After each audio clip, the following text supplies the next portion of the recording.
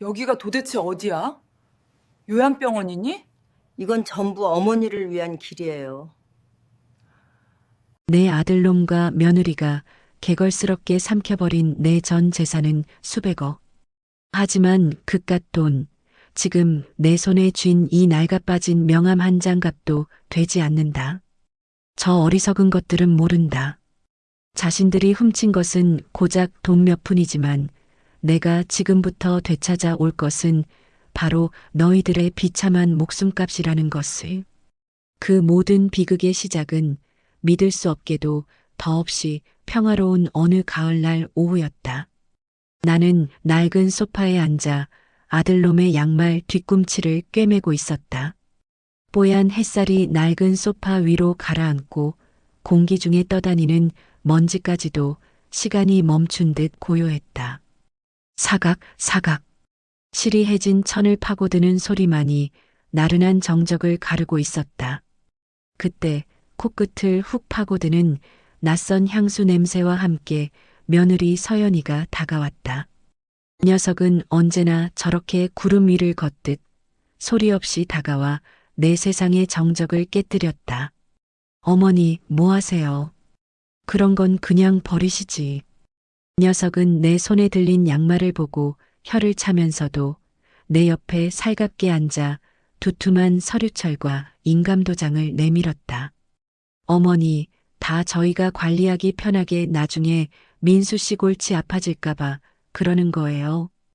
그 꿀바른 목소리에 홀려 나는 개미처럼 새까만 글씨들로 가득한 서류 위에 기꺼이 내 인생을 올려놓았다. 돋보기를 쓰고 들여다봐도 저것은 글씨가 아니라 그냥 검은 그림일 뿐이었다. 어지러웠다. 그저 내 아들놈이 편해진다는 말에, 똑똑한 며느리가 알아서 다 해준다는 말에 바보처럼 고개를 끄덕였다. 묵직한 옥도장을 들어 올릴 때 서연이의 입가에 스치던 미세한 미소를 나는 분명히 봤는데도 애써 외면했다. 내 새끼의 아내가 설마 하는 늙은 어미의 미련함이었다. 쿵, 쿵, 쿵. 묵직한 옥도장이 하얀 종이에 붉은 낙인을 찍을 때마다 둔탁한 진동이 내 손목을 타고 올라왔다. 나는 그 소리가 내 아들의 평탄한 미래가 열리는 소리라 믿어 의심치 않았다. 모든 서류에 도장을 찍고 나자 서연이는 만면에 웃음을 띠며 부엌으로 향했다. 잠시 후 김이 모락모락 나는 찻잔을 들고 와 내 손에 쥐어주었다. 어머니, 고생하셨어요. 제가 어머니 기력 생각해서 특별히 진하게 달인 대추차예요. 이거 드시고 오늘 밤은 푹 주무세요. 유난히 진하고 달았다. 나는 며느리의 정성이 고마워 마지막 한 방울까지 남김없이 마셨다. 그런데 이상했다. 차를 다 마시고 나니 갑자기 눈꺼풀이 천근만근 무거워지기 시작했다. 세상이 빙글빙글 돌고 서연이의 목소리가 물속에서 들리는 것처럼 웅웅거렸다. 어머니, 피곤하시죠? 제가 좋은데 예약해뒀어요. 하루만 푹 쉬고 오세요. 나는 아니라고 그냥 내 방에서 자겠다고 말하려 했지만 혀가 굳은 것처럼 움직이지 않았다. 정신이 가물가물 꺼져가는 와중에 아들 민수와 서연이가 내 양팔을 부축하는 것이 느껴졌다. 나는 손뭉치처럼 축 늘어져 그들에게 이끌려 밖으로 나갔다. 차가운 밤 공기가 뺨에 스쳤다. 낯선 검은 차 뒷좌석에 내 몸이 구겨지듯 실렸다. 차는 익숙한 시내를 벗어나 점점 더 어둡고 낯선 길로 접어들었다. 가로등 불빛이 드문드문 스쳐 지나갔다. 한참을 달려 차가 멈춘 곳은 도시 외곽의 을씨년스러운 산기슭이었다. 나는 창문에 머리를 기댄 채 까무룩 잠에 빠져들었다. 그리고 지금 나는 지독한 악몽의 한복판에서 눈을 떴다. 뚝! 내 아들놈은 내 마지막 절규를 그 한마디 기계음으로 잘라냈다. 세상이 무너지는 소리는 의외로 조용했다. 전화기 너머로 들려오는 규칙적인 신호음만이 내가 이 세상에 완벽하게 혼자 버려졌다는 사실을 징글징글하게 확인시켜주고 있었다. 방금 전까지 내 아들이었던 그놈의 목소리가 귓가에 메아리 쳤다. 엄마, 거기가 더 좋은 곳이야. 다 엄마를 위한 거야. 그 다정하고도 잔인한 목소리가 나를 밀어넣은 이곳. 비틀거리며 방을 나서자 길고 어두운 복도가 나타났다. 천장에서는 낡은 형광등이 윙 하는 소리를 내며 위태롭게 깜빡였다. 바닥은 군데군데 칠이 벗겨진 시멘트 위로 누런 얼룩이 진 리놀륨 장판이 깔려 있었다. 복도 끝 벽에는 의료법인 늘푸른 요양병원이라는 낡은 현판이 먼지를 뒤집어 쓴 채 걸려 있었다. 이름과는 정반대로 이곳에는 살아있는 생기라고는 찾아볼 수 없었다. 코를 찌르는 소독약 냄새 아래로 퀴퀴한 소변 냄새와 음식물 쓰레기 냄새가 섞여 역한 악취를 풍겼다. 다리에 힘이 풀려 그 자리에 주저앉았다. 복도를 지나가던 간호사가 혀를 차며 내 팔을 잡아 끌었다. 그 손길에는 어떠한 온기도 없었다. 기계처럼 나를 질질 끌어 302호 이정숙이라는 이름표가 붙은 방에 쳐넣고는 문을 닫아버렸다. 철컥. 문이 잠기는 소리에 나는 짐승처럼 울부짖었다. 어쩌다 이 지경까지 왔나? 내가 뭘 잘못했나? 내 평생이 부정당하는 기분이었다. 절망이 발끝에서부터 머리끝까지 차올라 숨을 쉴 수가 없었다. 이대로 눈을 감으면 다시는 뜨지 못할 것 같았다. 그날 밤 나는 모두가 잠든 틈을 타 휴게실 구석의 폐지 더미를 뒤졌다. 다른 노인들이 보고 버린 며칠 묵은 신문지 뭉치. 혹시나 하는 마음에 경제면을 펼쳤을 때 나는 그 자리에서 숨을 멈췄다. 익숙한 얼굴.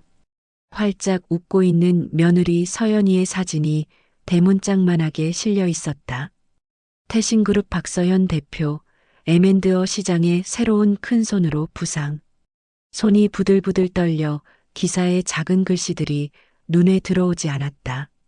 나는 손톱으로 한 글자 한 글자 짚어가며 기사를 읽어내려갔다. 수천억 원 규모의 바이오 회사 인수업계의 예상을 뛰어넘는 과감한 베팅 그리고 내 심장을 먹게 한 마지막 한 줄.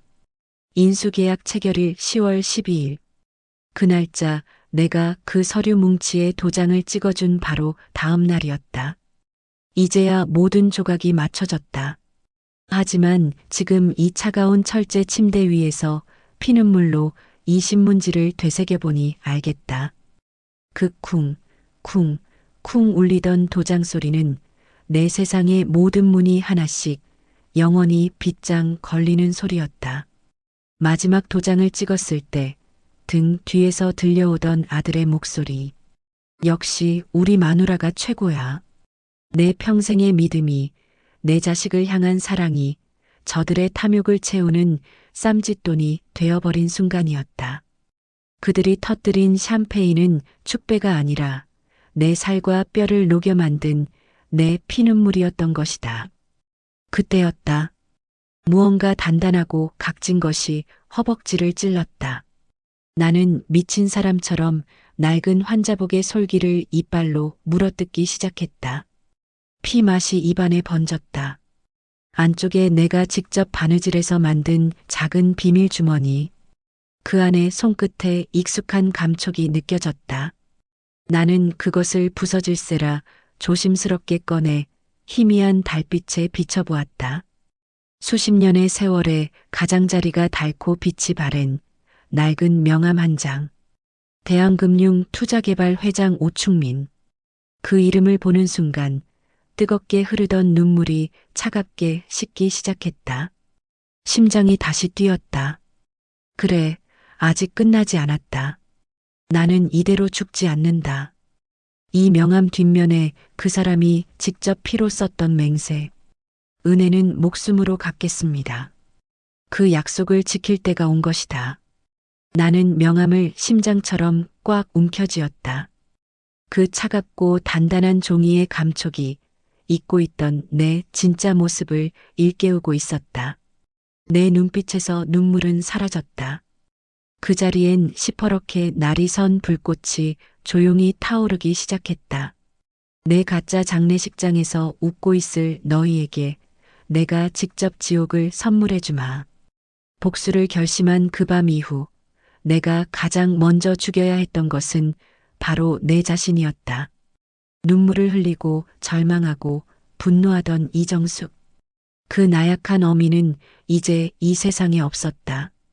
나는 내 감정을 차가운 돌처럼 심장 깊숙한 곳에 묻었다. 이제부터 나는 살아있는 유령이 되어야 했다. 이곳 늘푸른 요양병원의 하루는 언제나 똑같은 절망의 냄새로 시작되었다. 새벽 5시면 어김없이 복도를 울리는 간호사의 굳은 발소리, 혈압을 재기 위해 팔뚝을 비집고 들어오는 차가운 청진기의 감촉, 그리고 멀건 국물에 밥알 몇 개가 둥둥 떠다니는 돼지멱이라 불러도 좋을 아침 식사. 식당에 모인 노인들의 눈은 모두 죽은 동태 눈처럼 흐리멍덩했다. 그들은 밥을 먹는 것이 아니라 그저 생명을 하루 더 연장하기 위한 사료를 위장으로 밀어넣고 있을 뿐이었다.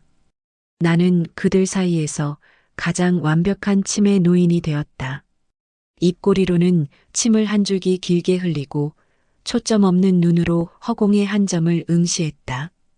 간호사들이 밥을 떠먹여주면 주는 대로 받아 먹었고 씻겨주면 씻겨주는 대로 몸을 맡겼다. 때로는 알아들을 수 없는 소리로 중얼거리기도 하고 갑자기 소리를 지르며 허공에 손을 휘젓기도 했다.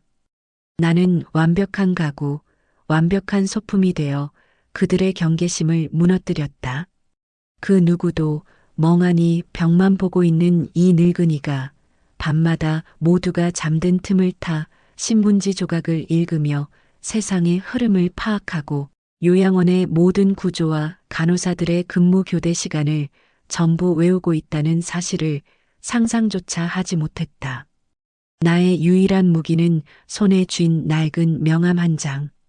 하지만 이 명함을 바깥 세상으로 전달할 방법을 찾는 것은 불가능에 가까웠다. 모든 직원의 눈은 CCTV처럼 나를 감시했고 외부와의 접촉은 철저히 차단되었다. 절망이 다시 고개를 들려 할 때쯤 며느리 서연이가 찾아왔다. 일주일에 한 번씩 행하는 위선으로 가득 찬 효녀 코스프레였다. 어머니, 저 왔어요. 잘 지내셨어요? 비싼 향수 냄새를 풍기며 내 앞에 쭈그려 앉는 녀석의 얼굴에는 가증스러운 미소가 걸려 있었다. 나는 멍한 눈으로 녀석을 올려다보며 해 하고 바보처럼 웃었다. 속에서는 뜨거운 것이 치밀어 올랐다. 저 가면을 확 찢어버리고 그 희고 고운 목을 졸라버리고 싶었다. 하지만 나는 참았다. 어머니, 여기 계시니까 얼굴이 더 편안해 보이시네. 역시 제 결정이 옳았다니까요. 민수 씨한테 보내줘야지. 찰칵.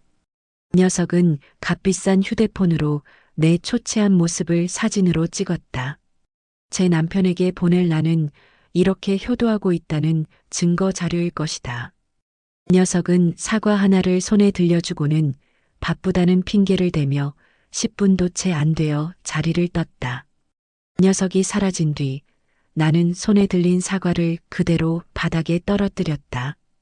쿵 하고 둔탁한 소리를 내며 굴러가는 사과를 보며 나는 결심을 굳혔다. 더 이상 지체할 시간이 없었다. 나는 사람을 관찰하기 시작했다. 하루에도 수십 번씩 마주치는 직원들. 대부분은 그저 월급날만 기다리는 지친 얼굴들이었다. 그들의 눈에는 연민도 동정심도 없었다. 그들에게 우리는 그저 돌봐야 할 귀찮은 짐짝일 뿐이었다. 하지만 단 한 사람, 다른 이들과는 조금 다른 눈빛을 가진 아이가 있었다. 야간 근무를 주로 서는 23이나 되었을까? 앳된 얼굴의 남자 간호조무사였다.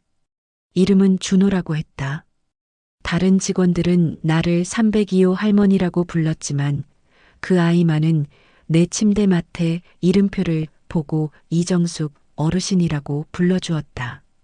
다른 직원들이 내 이불을 아무렇게나 휙 덮어주고 갈 때 그 아이는 내 어깨 밑까지 이불을 꼼꼼하게 덮어주곤 했다. 잠든 척하는 내 귓가에 편히 주무세요 하고 작게 속삭이는 목소리. 그 목소리에는 아직 사람의 온기가 남아 있었다. 나는 그 아이에게 모든 것을 걸기로 했다. 이것은 내 인생 마지막 도박이었다. 실패하면 나는 이곳에서 이름 없는 시체로 발견될 것이다.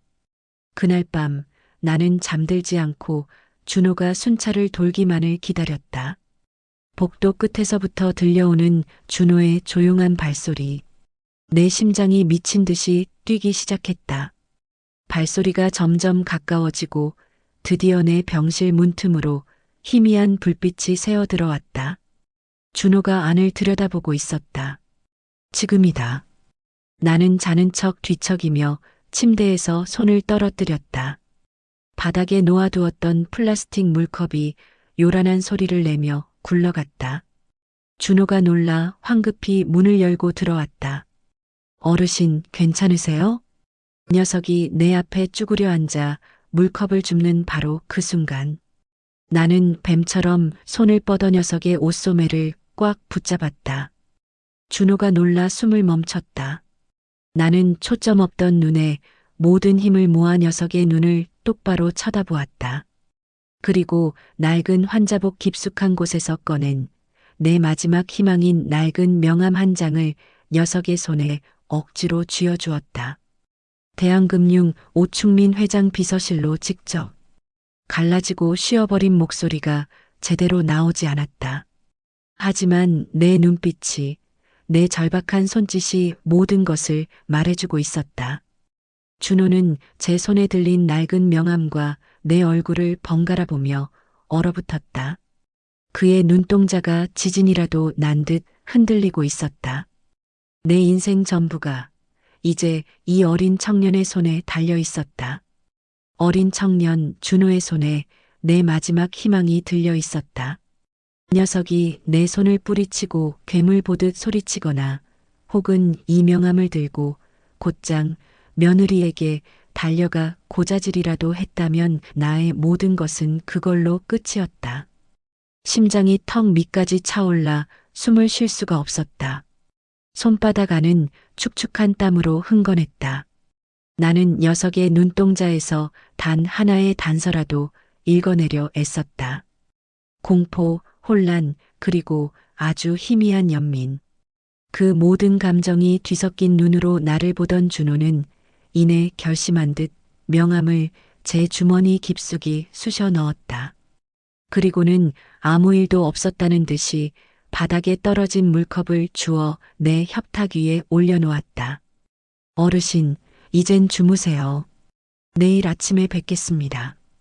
그 한마디를 남기고 녀석은 쏜살같이 병실을 나갔다. 그날 밤 나는 단 한숨도 잠들지 못했다. 희망이라는 것이 절망보다 얼마나 더 사람을 잔인하게 고문하는지를 뼈저리게 깨달았다. 만약 준호가 나를 배신한다면? 만약 그 명함을 그냥 쓰레기통에 버려버린다면? 수만 가지의 끔찍한 상상이 머릿속을 헤집고 다녔다. 차라리 모든 것이 끝났다고 생각했을 때는 분노라도 들끓었는데 이제는 목이 타는 듯한 초조함만이 내 온몸을 갉아먹고 있었다. 나는 천장만 바라본 채 뜬 눈으로 밤을 새웠다. 다음 날, 그리고 그 다음 날까지. 시간은 지독하게도 느리게 흘러갔다. 죽은 공기를 가르며 들려오는 기계적인 식사 시간 알람, 복도를 오가는 간호사들의 무표정한 얼굴, 가리고 창밖을 내다봐도 보이는 것이라곤 똑같은 회색 담벼락뿐인 풍경. 나는 여전히 완벽한 치매 노인을 연기했다. 밥을 받아먹고 멍하니 허공을 보고 가끔 의미 없는 소리를 질렀다. 하지만 내 모든 신경은 오직 준호, 그 아이의 작은 몸짓 하나하나에 쏠려 있었다. 녀석의 눈빛, 스쳐 지나가는 표정, 나를 대하는 손길의 미세한 떨림까지도 놓치지 않으려 애썼다. 녀석은 평소와 똑같아 보였다. 다른 노인들의 기저귀를 갈고 식판을 나르고 약을 챙겼다. 내 앞에서도 늘 하던 대로 이정숙 어르신 하고 부르며 살갑게 굴었다. 하지만 그 평범함이 나를 더 미치게 만들었다. 녀석의 눈은 나를 애써 피하는 것 같기도 했고 무언가 깊은 고민에 빠진 사람처럼 보이기도 했다. 어쩌면 녀석은 지금쯤 간호가장에게 모든 것을 털어놓고 용서를 구하고 있을지도 모른다. 아니면 며느리 서연이에게 전화를 걸어 더 큰 보상을 약속받았을지도 모른다. 의심은 독버섯처럼 마음속에서 자라나 나를 질식시켰다.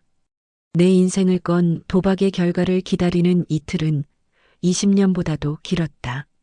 그리고 사흘째 되던 날 밤. 그날도 나는 잠든 척 숨소리까지 죽이며 준호를 기다렸다. 자정이 넘은 시각 복도 끝에서 녀석의 발소리가 들려왔다. 내 병실 앞에서 발소리가 잠시 멈췄다. 나는 심장이 멎는 것 같았다. 잠시 후 문이 조용히 열리고 녀석이 들어왔다. 손에는 체온계와 혈압계가 들려 있었다. 정기 순찰 시간이었다. 어르신, 혈압 좀 잴게요. 준호는 내 팔에 혈압 측정기를 감으며 다른 간호사들이 들을 수 없도록 오직 나에게만 들릴 만큼 작은 목소리로 속삭였다. 어디로 가면 되죠? 나는 터져나오려는 환호성을 가까스로 삼켰다. 이겼다. 내 마지막 도박이 성공했다. 나는 핏기 없는 입술을 달싹여 간신히 대답했다. 여의도 대한금융그룹 본사. 제일 높은 빌딩이야. 찾기 쉬울 게다. 알겠습니다. 가서 누구를 찾을까요? 회장 비서실. 아무나 붙잡고 회장님께 직접 전할 게 있다고 해. 다른 사람 말고 제일 높아 보이는 사람한테 직접 줘야 한다. 꼭 의심하면 명함 뒤를 보라고 하고. 준호는 내 혈압을 재는 척하며 조용히 고개를 끄덕였다. 그의 손이 미세하게 떨리고 있었다. 이 어린 것 또한 제 인생을 건 도박에 동참하고 있다는 사실이 새삼스레 느껴졌다. 미안함과 고마움이 뒤섞인 감정이 목구멍까지 차올랐다. 이건 그냥 종이가 아니야. 내 목숨이고 그 사람의 빚이야. 내가 나를 살리는 거다. 알겠습니다, 어르신. 내일 제가 쉬는 날입니다. 아침 일찍 다녀오겠습니다. 그 말을 끝으로 준호는 내 팔에서 혈압계를 풀었다. 그리고는 평소처럼 편히 주무세요 하고 속삭인 뒤 병실을 나갔다. 나는 어둠 속에서 조용히 눈물을 흘렸다. 그것은 절망의 눈물이 아니었다. 40년도 더 된 낡은 인연 하나에, 그리고 아직 사람의 마음을 잃지 않은 한 어린 청년의 용기에 기댄 처절한 희망의 눈물이었다. 이제 주사위는 던져졌다. 나는 내가 할 수 있는 모든 것을 했다. 남은 것은 오직 기다림뿐이었다. 나는 창밖을 바라보았다. 쇠창살 너머로 보이는 밤하늘은 여전히 칠흑같이 어두웠지만 내 눈에는 저 멀리 동이 트는 희미한 여명이 보이는 듯했다. 내 인생의 가장 길고 어두운 밤이 이제 곧 끝날지도 모른다. 준호가 떠난 뒤 나의 시간은 다시 멈췄다. 아니, 흐르지 않는 것이 아니었다. 마치 끈적한 늪에 빠진 것처럼 초침 하나가 다음 칸으로 넘어가는 소리가 영원처럼 느껴졌다. 어둠 속에서 나는 뜬 눈으로 밤을 새웠다. 준호가 약속대로 여의도로 향했을까? 그 높은 빌딩 앞에서 경비원에게 쫓겨나지는 않았을까? 수만 가지 불안이 심장을 옴짝달싹 못하게 올감했다. 다음 날 아침, 늘 똑같은 돼지멱 같은 아침 식사가 나왔다. 나는 여전히 완벽한 치매 노인을 연기했다. 입가에 멀건 미음을 덕지덕지 묻히고 초점 없는 눈으로 식판의 한 점을 응시했다. 하지만 내 모든 감각은 곤두서 있었다. 복도를 오가는 모든 발소리에 귀를 기울였다. 원장의 헛기침 소리, 간호가장의 날카로운 구두 소리, 다른 간호사들의 수군거림. 혹시라도 내 이름이 혹은 준호의 이름이 그들의 입에 오르내리지 않을까 온 신경을 집중했다. 모든 것이 평소와 똑같다는 사실이 오히려 나를 더 미치게 만들었다. 폭풍 전야의 고요함. 그것은 희망이 아니라 거대한 절망의 예고편처럼 느껴졌다. 준호는 쉬는 날이라 병원에 없었다. 그 아이의 부재는 내게 한 줄기 희망인 동시에 모든 상황을 확인할 수 없는 끔찍한 단절이었다. 점심시간이 지나고 나른한 오후가 되었을 때였다. 모두가 거실에 모여 뽕짝이 흘러나오는 텔레비전을 멍하니 보고 있을 때 복도 저편에서 결코 이곳과는 어울리지 않는 소리가 들려왔다. 또각, 또각, 또각. 싸구려 리놀륨 바닥을 찌를 듯 울리는 비싸고 날카로운 하이힐 소리였다. 며느리 서연이었다. 심장이 철렁 내려앉았다. 오늘은 녀석이 찾아오는 날이 아니었다. 불길한 예감이 등줄기를 타고 서늘하게 흘러내렸다. 나는 애써 태어난 척 텔레비전 화면에 시선을 고정한 채 입을 해 벌리고 있었다. 녀석의 짙은 향수 냄새가 퀴퀴한 병원 공기를 가르며 내 코앞까지 다가왔다. 어머니, 저 왔어요. 오늘따라 더 넋을 놓고 계시네. 녀석은 내 휠체어 앞에 쭈그려 앉아 내 얼굴을 살폈다. 그 눈은 웃고 있었지만 그 안에는 뱀의 눈처럼 차갑고 날카로운 무언가가 번뜩이고 있었다. 무언가 잘못되었다. 녀석은 무언가를 알고 온 것이다. 어머니, 요즘 뭐 특별한 일은 없으셨고요? 누가 와서 귀찮게 하거나 이상한 말 거는 사람은 없었어요? 나는 그저 해 하고 바보처럼 웃으며 고개를 저었다. 뱃속에서는 천근만근짜리 쇠뭉치가 아래로 가라앉는 기분이었다. 그런데 이상하네. 간호가장님 말이 어머니가 요즘 잠도 잘 안 주무시고 가끔 정신이 돌아온 사람처럼 눈빛이 또렷해질 때가 있다던데. 서연이의 목소리는 꿀처럼 달았지만 그 안에 담긴 가시는 내 심장을 정통으로 찔렀다. 들킨 것이다.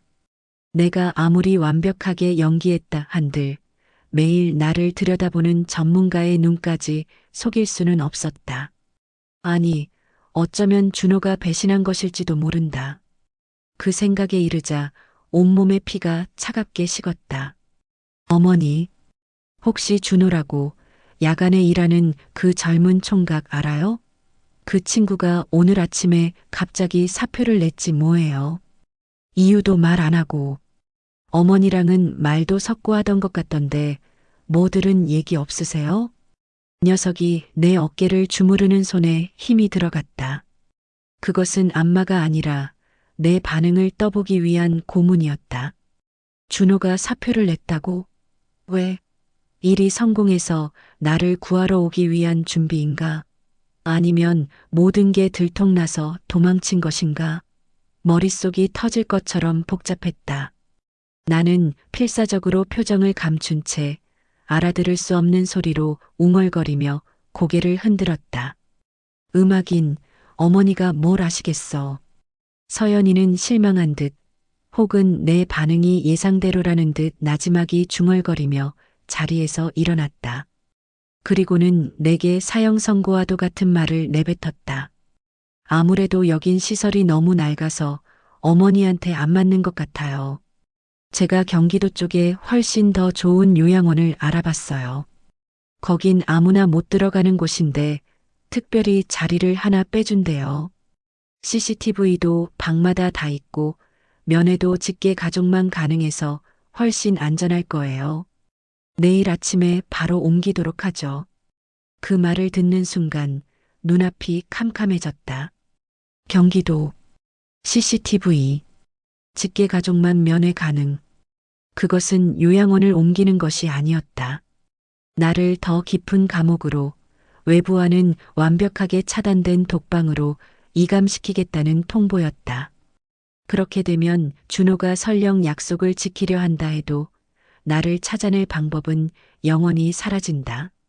내 마지막 희망, 내 마지막 동아줄이 눈앞에서 끊어지려 하고 있었다. 잘 됐죠, 어머니? 더 좋은 데로 가시는 거예요. 내일 뵈어요. 서연이는 내 뺨을 가볍게 두드리고는 다시 또각거리는 구두 소리를 남기며 사라졌다.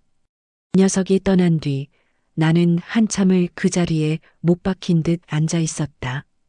텔레비전에서는 여전히 시끄러운 뽕짝이 흘러나오고 다른 노인들은 여전히 넋을 잃은 채 화면을 보고 있었다.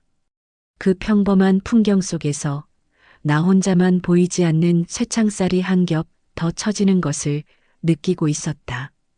이제 내게 남은 시간은 하룻밤뿐이었다. 그날 밤 나는 잠들지 못했다.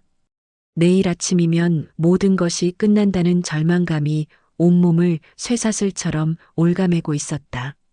창살 너머로 보이는 밤하늘은 한 점의 빛도 없이 칠흑 같았다. 내 인생처럼.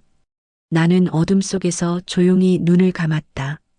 하지만 내가 모르는 바로 그 시각, 내 마지막 희망을 손에 쥔 어린 청년은 약속을 지키기 위해 서울의 심장부로 향하고 있었다. 준호는 그날 밤샘 근무를 마치고 해가 뜨기도 전에 요양원을 나섰다.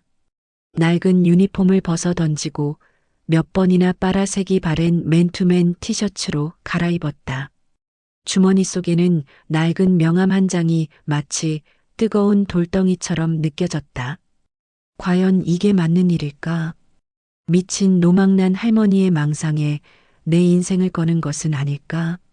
수십 번도 더 그만두고 싶었다. 하지만 자신을 똑바로 쳐다보던 그 절박한 눈빛이 쉰 목소리로 내뱉던 그 처절한 한마디가 발목을 붙잡았다. 내가 나를 살리는 거다. 첫 차에 몸을 실은 준호는 1시간을 넘게 달려 여의도에 도착했다. 지방 소도시 출신인 그에게 하늘을 찌를 듯 솟아있는 거대한 빌딩 숲은 마치 다른 나라처럼 느껴졌다. 숨막히는 아침 공기 속에는 비싼 향수 냄새와 커피 냄새, 그리고 돈 냄새가 뒤섞여 있었다.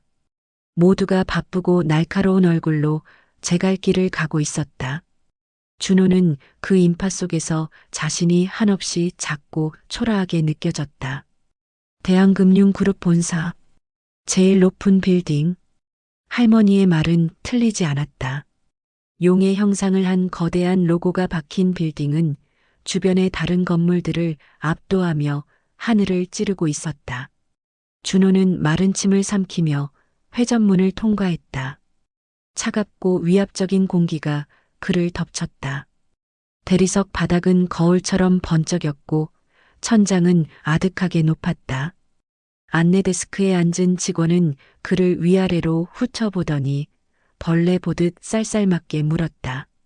무슨 일로 오셨습니까? 저 회장님 비서실에 좀. 약속은 하셨나요? 아니요, 그게 아니라. 직원의 눈에는 경멸과 의심이 가득했다.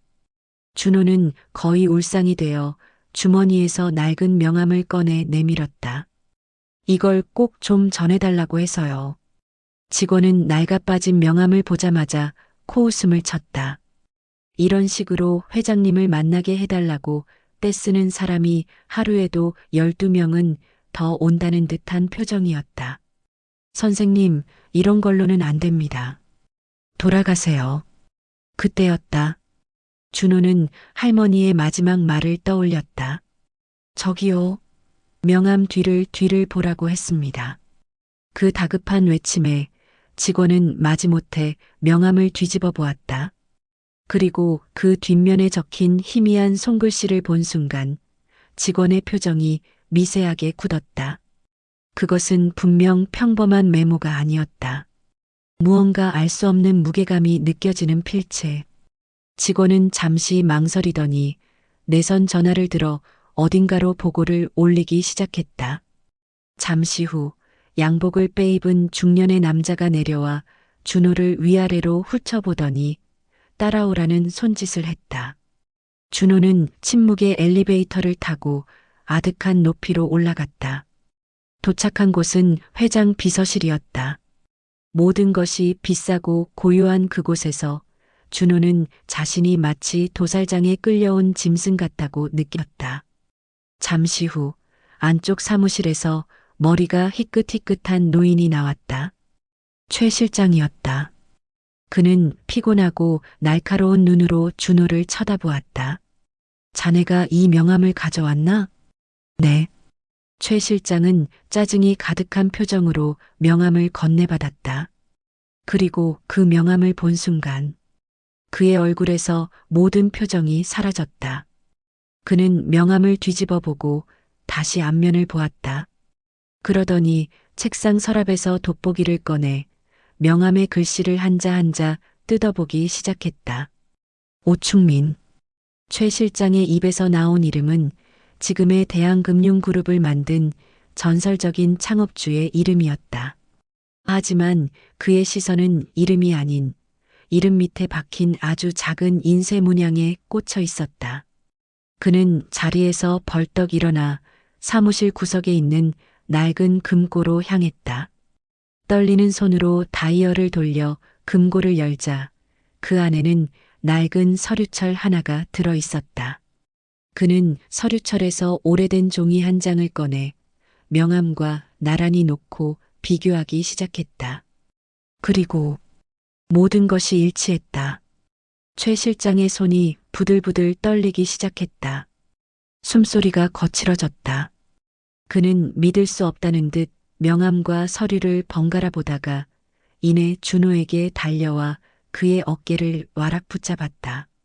방금 전까지의 냉정함은 온데간데없고 금방이라도 울음을 터뜨릴 것 같은 얼굴이었다. 이 명함을 주신 분이 지금 어디에 계신가? 그분이 누구신가? 준호는 그의 기세에 눌려 더듬거리며 대답했다. 늘 푸른 요양병원의 이정숙 어르신이라고. 최 실장은 이정숙이라는 이름을 듣자마자 마치 전기에 감전된 듯 그 자리에 얼어붙었다. 그리고는 온몸을 떨며 무너져 내리듯 의자에 주저앉았다. 회장님 살아계셨군요. 그는 떨리는 손으로 책상 위에 전화기를 들었다. 그리고 딱 한마디를 내뱉었다. 지금 당장 그룹 법무팀과 보안팀 전원, 비상 소집해. 그리고 준호를 향해 돌아보며 이전과는 비교할 수도 없는 깊은 존경심이 담긴 눈으로 말했다.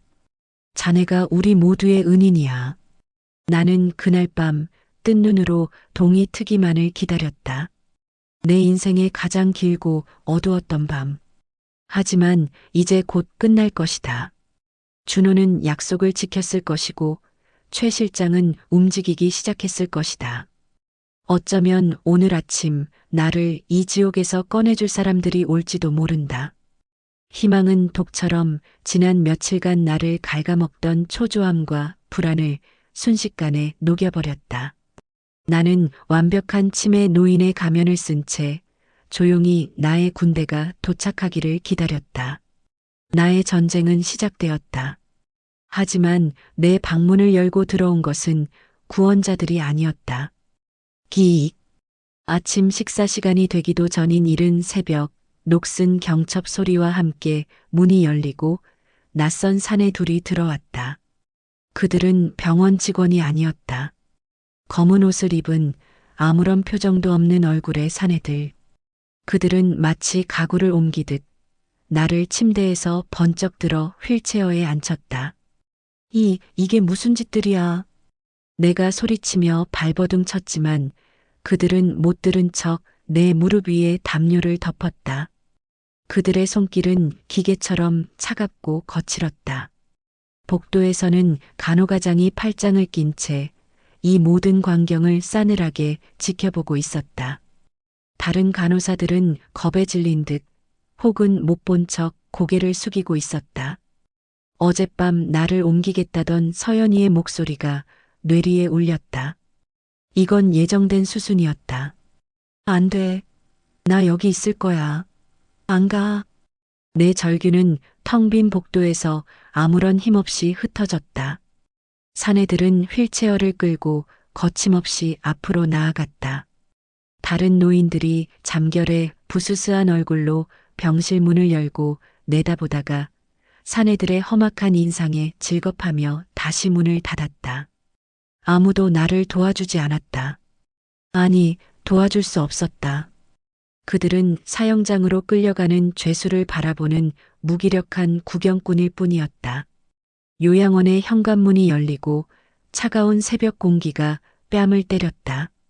어둠이 채 가시지 않은 주차장에는 어젯밤 나를 싣고 왔던 것과 똑같은 검은 차가 시동을 건 채 기다리고 있었다. 사내들은 나를 휠체어에서 들어올려 차 뒷좌석에 짐짝처럼 던져 넣었다.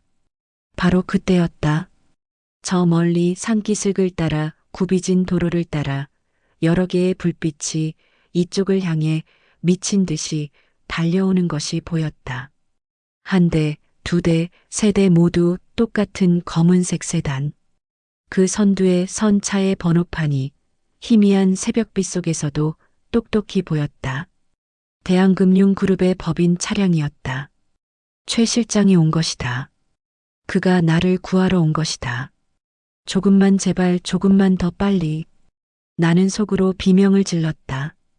차 문을 열고 뛰쳐나가고 싶었지만 양옆에 앉은 사내들이 내 어깨를 억세게 누르고 있었다. 기익. 우리를 태운 차가 급하게 출발했다. 타이어가 아스팔트에 갈리는 날카로운 소리가 내 희망이 끊어지는 비명처럼 들렸다. 차가 산길을 내려가는 동안 나는 미친 사람처럼 뒤를 돌아보았다. 최 실장의 차들이 요양원 주차장으로 들어서는 것이 보였다. 하지만 우리는 이미 너무 멀리 와 있었다. 엇갈린 것이다. 단 몇 분 차이로. 내 구원은 바로 저기 손에 닿을 듯 가까운 곳에 있었는데 검은 세단들의 모습이 백미러 속에서 점점 작아지다가 이내 코너를 돌자 완전히 시야에서 사라져버렸다. 모든 것이 끝났다. 나는 시트 위로 무너져 내렸다. 온몸에 힘이 빠져나가고 눈앞이 캄캄해졌다. 차는 한참을 더 달려 경기도 외곽에 한적하고 거대한 건물 앞에 멈춰섰다. 실버 캐슬 프리미엄 요양센터. 번지르르한 이름과는 달리 그곳은 높고 두꺼운 담벼락과 굳게 닫힌 철문으로 둘러싸인 완벽한 감옥이었다. 나는 다시 휠체어에 실려 건물 안으로 옮겨졌다. 이곳은 이전의 허름한 요양병원과는 차원이 달랐다. 모든 것이 하얗고 깨끗하고 그리고 차가웠다. 복도 천장에는 CCTV가 촘촘히 박혀 있었고 모든 방문은 카드키가 없으면 열 수 없는 전자식 도어록이었다. 나는 가장 구석에 있는 1인실에 배정받았다. 방 안에는 침대와 작은 탁자, 그리고 쇠창살이 박힌 작은 창문이 전부였다. 그때 또각거리는 구두 소리와 함께 서연이가 들어왔다. 녀석의 얼굴에는 승리자의 여유로운 미소가 걸려 있었다. 어머니, 방은 마음에 드세요? 여긴 아무나 못 들어오는 곳이에요. 제가 얼마나 애썼는지 아세요? 그리고는 내 앞으로 다가와 뱀처럼 차가운 손으로 내 몸을 더듬기 시작했다. 그런데 어머니, 뭘 그렇게 품에 꼭 숨기고 계세요? 제가 어젯밤에 곰곰이 생각해 봤는데 어머니가 믿는 구석이 뭔가 있는 것 같더라고요. 나는 필사적으로 저항했지만 늙고 쇠약한 내 힘으로는 소용이 없었다. 서연이는 기어코 내 환자복 안쪽에 꿰매둔 비밀 주머니를 찾아냈고 그 솔기를 손톱으로 잔인하게 뜯어냈다. 주머니에서 툭 하고 바닥으로 떨어진 것은 내 마지막 희망이었던 낡은 명함 한 장이었다. 서연이는 명함을 주워들고는 가소롭다는 듯 피식 웃었다. 아, 이거였구나. 대한금융 오충민 회장. 어머니, 아직도 옛날 생각에 잠겨 사세요? 이 낡은 종이 쪼가리 하나로 뭘 어쩌시려고. 그리고는 내 눈앞에서 녀석은 그 명함을 갈기갈기 찢어버렸다. 수십 년의 세월과 약속과 내 마지막 희망이 담겨 있던 종이 조각들이 하얀 나비처럼 허공을 흩날리다가 힘없이 바닥으로 떨어져 내렸다. 이제 정말 아무것도 없네요, 어머니. 여기서 평생 편안하게 지내세요. 녀석은 마지막 남은 자네들을 발로 지니기고는 미련 없이 방을 나갔다. 철컥 하고 문이 잠기는 소리.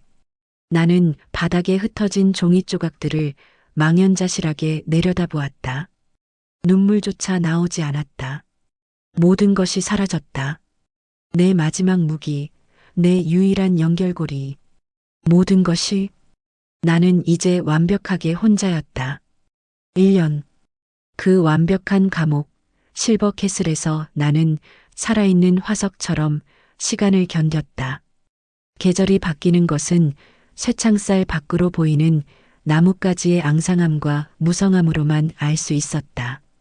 하루 3번 문틈으로 들어오는 식판과 정해진 시간에 나를 기계처럼 씻기는 간호사의 손길. 그 외에는 아무것도 없었다. 나는 모든 희망을 버렸다. 찢겨나간 명함 조각처럼 내 인생도 그렇게 끝났다고 생각했다. 그러던 어느 날 오후였다. 내 방문이 예고 없이 열렸다. 늘 들어오던 간호사가 아니었다. 검은 양복을 완벽하게 차려입은 한 번도 본 적 없는 남자였다. 그의 뒤로는 이 요양센터의 원장이 쩔쩔매는 얼굴로 서 있었다. 어르신, 잠시 뵙고 싶은 분이 오셨습니다. 나는 멍하니 그들을 쳐다보았다. 그리고 남자의 등 뒤에서 마침내 그가 모습을 드러냈다. 1년 만에 보는 얼굴. 하지만 그 세월 동안 100년은 늙어버린 듯한 얼굴. 최 실장이었다. 그는 나를 보자마자 그 자리에 무릎을 꿇었다. 회장님, 제가 너무너무 늦었습니다. 죄송합니다. 최 실장의 떨리는 목소리가 정적을 갈랐다. 나는 아무 말도 할 수 없었다. 꿈인지 생시인지 분간이 되지 않았다. 최 실장은 내 마른 손을 붙잡고 통곡했다. 그의 등 뒤로 양복을 입은 사람들이 일사불란하게 움직이기 시작했다. 그들은 원장에게 서류 몇 장을 내밀었고 겁에 질린 원장은 아무 말 없이 고개만 끄덕였다. 나의 지옥 같던 감옥 생활이 끝나는 순간이었다. 그날 밤 나는 대한금융그룹 소유의 호텔 스위트룸에서 눈을 떴다. 최 실장은 내게 지난 1년간의 일을 보고했다. 내가 사라진 직후 그들은 그룹의 모든 정보망과 인력을 동원해 나를 찾았다고 했다. 하지만 서연이는 내 모든 기록을 지우고 가짜 사망신고서까지 만들어 추적을 따돌렸다고 했다. 그들은 내가 이미 이 세상 사람이 아니라고 믿었다. 하지만 단서를 포기하지 않은 끝에 서연이가 해외 계좌로 거액을 송금한 요양센터를 발견했고 마침내 오늘 나를 찾아낸 것이었다. 회장님, 모든 준비는 끝났습니다. 이제 회장님의 시간입니다. 다음 날 나는 완전히 다른 사람으로 다시 태어났다. 따뜻한 물에 몸을 담그자 지난 1년간 켜켜이 쌓인 절망의 때가 벗겨져 나가는 듯했다. 최고의 미용사와 의상팀이 나를 위해 움직였다. 그들은 내게 꼭 맞는 기품 있고 단단한 검은색 실크 정장을 입혔다. 희끗희끗한 내 머리는 우아하게 손질되었고 핏기 없던 내 얼굴에는 옅은 화장으로 생기가 더해졌다. 거울 앞에 선 내 모습은 더 이상 요양원의 무기력한 노파가 아니었다. 수십 년 전 대한민국 금융계를 호령하던 시절의 날카로운 눈빛이 그 안에 번뜩이고 있었다.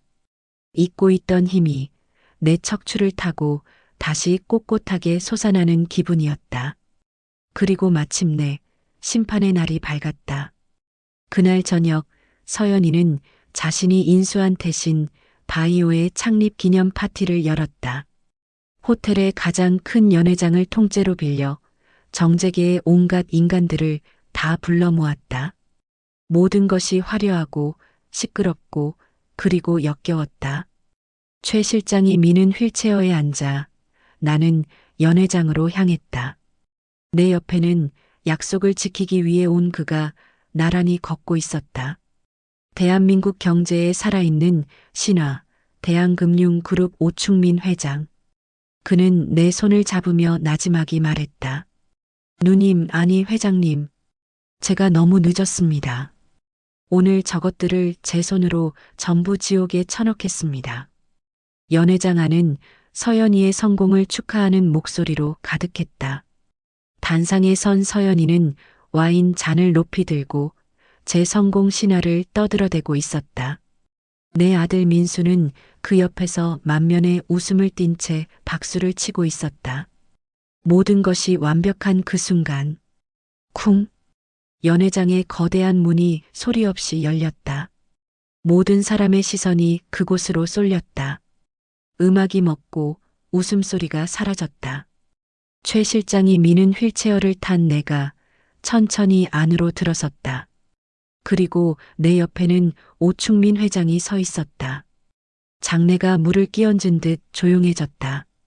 서연이와 민수의 얼굴에서 웃음기가 사라지고 경악과 불신으로 하얗게 질려갔다. 어머니, 어머니가 어떻게... 오충민 회장은 내게서 마이크를 건네받아 단상에 섰다. 그리고 연회장을 가득 메운 모든 사람들을 향해 얼음처럼 차가운 목소리로 선언했다. 오늘 이 자리는 40년 전 저에게 모든 것을 주셨던 저의 유일한 은인이자 여기 태신 바이오의 진짜 주인 되시는 이정숙 회장님의 명예를 되찾는 자리요. 오 회장은 나를 돌아보며 깊이 허리를 숙였다. 그리고 다시 얼어붙은 서연이를 향해 돌아섰다. 여기 박서현 대표에게 투자된 대한금융의 모든 자금을 오늘부로 전액 회수하고 태신 바이오에 대한 적대적 M&A를 공식 선언하는 바이오. 벼락 같은 선언이었다. 서연이는 다리가 풀린 듯 그 자리에 주저앉아 버렸다. 여기저기서 카메라 플래시가 터지고 투자자들의 고성과 비명이 뒤섞여 장내는 아수라장이 되었다. 민수는 내 앞에 달려와 무릎을 꿇고 울부짖었다. 어머니, 제가 잘못했어요. 용서해 주세요, 어머니. 나는 그 추한 모습을 차갑게 내려다보았다. 그리고 모두가 보는 앞에서 나는 지난 1년간 단 한 번도 움직이지 않았던 내 두 다리에 힘을 주어 휠체어에서 천천히, 아주 천천히 일어섰다. 그리고 내 아들과 며느리를 향해 내 마지막 판결을 내렸다. 서연아, 민수야. 돈은 처음부터 너희들 것이 아니었으니 괜찮다. 하지만 너희는 이 어미를 산 채로 땅에 묻었다. 이제 너희가 판 그 무덤 속에서 평생을 살아보거라. 화려했던 파티는 끝났다. 핏빛으로 얼룩진 샴페인 잔과 박살난 성공 신화의 잔해들을 뒤로하고 나는 오충민 회장이 마련해준 호텔의 펜트하우스로 돌아왔다. 통유리 창밖으로는 서울의 야경이 보석처럼 흩뿌려져 있었다. 내가 한때 맨주먹으로 정복했던 바로 그 도시였다. 하지만 그 어떤 감흥도 잃지 않았다. 최고급 실크 가운은 내 몸에 감기지 않고 차갑게 흘러내렸고 값비싼 샹들리에의 불빛은 따스함이 아닌 공허한 그림자만을 길게 늘어뜨리고 있었다. 그때 방문을 두드리는 소리가 들렸다. 들어온 것은 내 아들 민수였다. 녀석은 연회장에서 입고 있던 값비싼 양복 대신 낡고 허름한 옷차림으로 내 앞에 나타났다. 그 하얗게 질린 얼굴에는 후회와 비굴함, 그리고 계산된 동정심이 역겹게 뒤섞여 있었다. 녀석은 내 발치에 무릎을 꿇고 바닥에 이마를 찌우며 울부짖기 시작했다. 어머니, 제가 죽일 놈입니다. 제가 눈이 멀었습니다.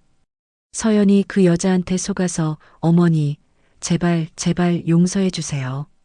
나는 말없이 소파에 앉아 녀석을 내려다보았다. 눈물 한 방울 나오지 않았다. 내 안의 모든 눈물은 그 지옥 같던 요양원에서 이미 전부 말라버렸다. 민수야, 내가 정말로 두려운 것은 내 어미를 배신한 죄책감이 아니겠지.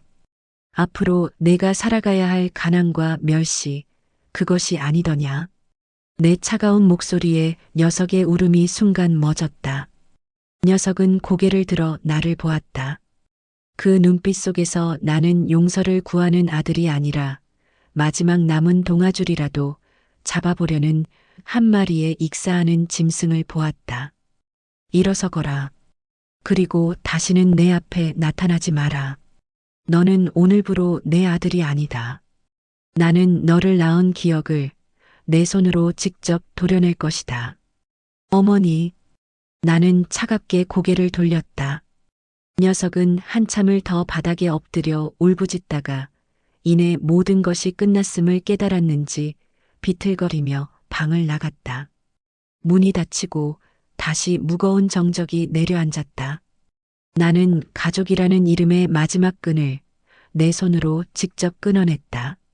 얼마 지나지 않아 최 실장과 오충민 회장이 찾아왔다. 그들의 얼굴에는 승리의 기쁨과 안도감이 가득했다. 오 회장은 내 앞에 깊이 고개를 숙였다. 회장님, 모든 것이 제자리로 돌아왔습니다. 태신 바이오는 오늘부로 그룹에 편입되었고 박서현과 관련자들은 모두 사기 및 횡령 혐의로 긴급 체포되었습니다. 이제 다시 회장님의 자리로 돌아오시면 됩니다. 나는 희미하게 웃으며 고개를 저었다. 아니다, 충민아. 그 자리는 이제 내 것이다. 나는 싸우기 위해 돌아온 것이지 왕이 되기 위해 돌아온 것이 아니야. 내 단호한 말에 오 회장과 최 실장의 얼굴에 당혹감이 스쳤다. 그럼 회장님, 앞으로는. 나는 조용히 그들에게 한 사람의 이름을 말했다. 준호, 그 아이를 좀 찾아다오. 며칠 후 나는 호텔의 작은 응접실에서 준호와 마주 앉았다. 녀석은 어색하고 불안한 얼굴로 의자 끝에 겨우 걸터 앉아 있었다. 나는 따뜻한 차를 한 잔 건네며 녀석 앞에 서류 봉투 하나를 내밀었다. 이건 내 것이다.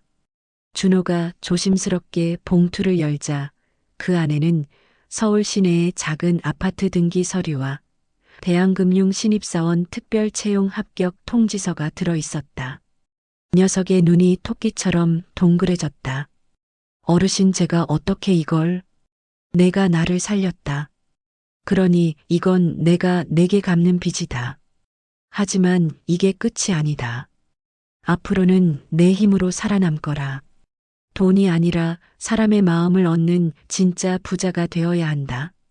알겠느냐? 준호는 눈물을 글썽이며 내 앞에 큰 절을 올렸다.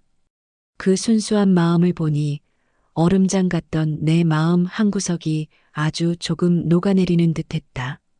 모두가 떠나고 나는 다시 혼자가 되었다. 나는 텅 빈 거실의 테이블 위에 놓여 있던 내 마지막 무기였던 낡은 명함 한 장을 집어들었다. 수십 년의 세월과 한 사람의 인생을 바꾼 약속과 내 처절했던 복수의 역사가 모두 담겨 있는 이 작은 종이 조각. 나는 말없이 라이터를 켰다.